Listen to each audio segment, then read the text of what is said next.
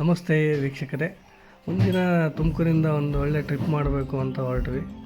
One day trip ಮಾಡೋರಿಗೆ ಸಿದ್ಧರ ಬೆಟ್ಟ ಒಂದು ಒಳ್ಳೆಯ ಪ್ಲೇಸ್ ಅಂತಲೇ ಹೇಳ್ಬೋದು. ತುಮಕೂರಿಂದ 36 ಕಿಲೋಮೀಟ್ರ್ ಇದೆ. ಕೊರಟಗೆರೆ ಮಾರ್ಗವಾಗಿ ನಾವು ತುಂಬಾಡಿ ಮೇಲೆ ಹೊರಟ್ವಿ. ನಾವು ಮತ್ತು ನಮ್ಮ ಸ್ನೇಹಿತರು ಇಬ್ಬರು ಒಂದೊಂದು ಗಾಡೀಲಿ ತೊಗೊಂಡು ಸಿದ್ಧರ ಬೆಟ್ಟಕ್ಕೆ ಬಂದ್ವಿ. ಸಿದ್ಧರ ಬೆಟ್ಟ ಹತ್ತೋಣ ಅಂತ. ಬೆಳಗ್ಗೆ ಒಳ್ಳೆ ವಾತಾವರಣ ಇರೋದ್ರಿಂದ ಬಿಸಿಲೇನಿರಲಿಲ್ಲ, ಕೋಲ್ಡ್ ವೆದರ್ ಇತ್ತು. ಅದರಲ್ಲಿ ನಾವು ಎಲ್ಲರೂ ಬೆಟ್ಟ ಹತ್ತೋಣ ಅಂತ ಹೊರಟ್ವಿ.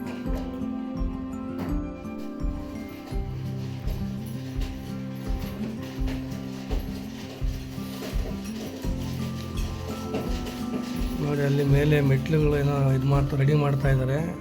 ಅದಕ್ಕೆ ಅವರು ಕೆಳಗಡೆಯಿಂದ ಹೋಗೋ ಪ್ರಯಾಣಿಕರಿಗೆ 2 kg ಮಳ್ಳನ್ನು ಬೆರೆಸ್ಬಿಟ್ಟು ಕೊಟ್ಟು ಕಳಿಸಿದ್ದಾರೆ. ಹೋಗ್ತಾ ಹಂಗೆ ತಗೊಂಡೋಗಿ ಸ್ವಾಮಿ ಒಂದು ಸೇವೆನೂ ಆಗಲಿ ಅಂತೇಳಿ. ನೋಡಿ, ತುಂಬ ಚೆನ್ನಾಗಿದೆ ವ್ಯೂಸ್ ಎಲ್ಲ. ಬೆಳಿಗ್ಗೆ ಆದ್ದರಿಂದ ಬಿಸಿಲಿಲ್ಲ, ಚೆನ್ನಾಗಿದೆ.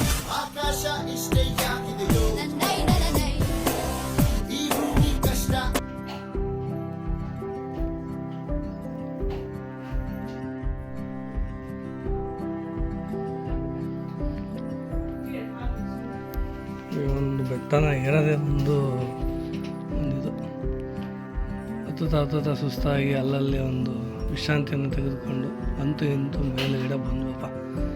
ಶಿವಲಿಂಗ ಕಾಣ್ತಾ ಇದೆ, ಶಿವನ ಒಂದು ರೂಪ ಕಾಣ್ತಾ ಇದೆ. ನೋಡಿ, ಇಲ್ಲೇ ಇರೋದು ಸಿದ್ಧಲಿಂಗೇಶ್ವರ ಸ್ವಾಮಿ. ಈ ಥರ ಒಳಗಡೆ ಹೋಗ್ಬೇಕು. ಬೆಟ್ಟ ಒಂದು ಗವಿ ಥರ ಇದೆ.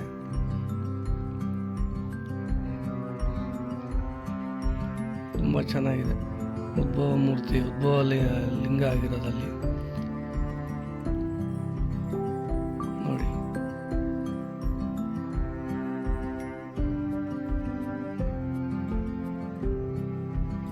ಮಳೆಯೆಲ್ಲ ಜಾಸ್ತಿ ಇರೋದ್ರಿಂದ ನೀರೆಲ್ಲ ತುಂಬ್ಕೊಂಡ್ಬಿಟ್ಟಿದೆ.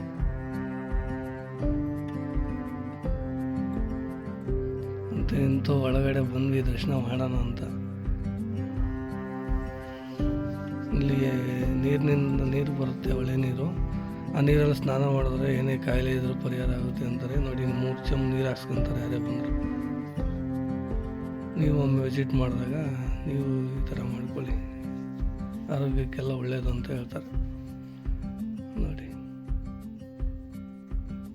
ಇಂತ ನಾವು ದೇವ್ರ ದರ್ಶನಕ್ಕೆ ಕ್ಯೂ ಎಲ್ಲ ಜನ ಇದರಿಂದ ಕ್ಯೂ ನಿಂತ್ಕೊಂಡ್ವಿ.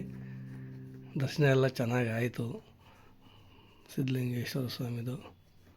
ನೀವು ಒಮ್ಮೆ ಒಂದಿನ ಪ್ರಯಾಣ ಮಾಡಿದ್ರೆ ಸಿದ್ಧಲಿಂಗೇಶ್ವರ ಸ್ವಾಮಿಗೆ ವಿಸಿಟ್ ಮಾಡಿ.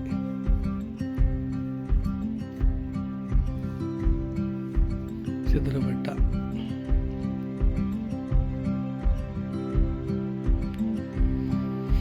ದರ್ಶನ ಎಲ್ಲ ಮಾಡ್ಕೊಂಡು ಸ್ವಲ್ಪ ಹೊತ್ತು ಅಲ್ಲೆಲ್ಲ ತಂಗಿದ್ದು ನೆಕ್ಸ್ಟು ಕೆಳಗಡೆ ಬರ್ತಾ ಇದೆ. ಒನ್ ಡೇ ಟ್ರಿಪ್ಪು ಚೆನ್ನಾಗಿದೆ.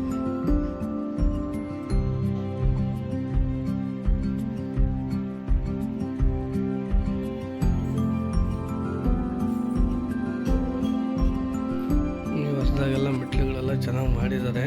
ಹೋಗೋಂಥವ್ರು ಆರಾಮಾಗಿ ಹೋಗ್ಬೋದು.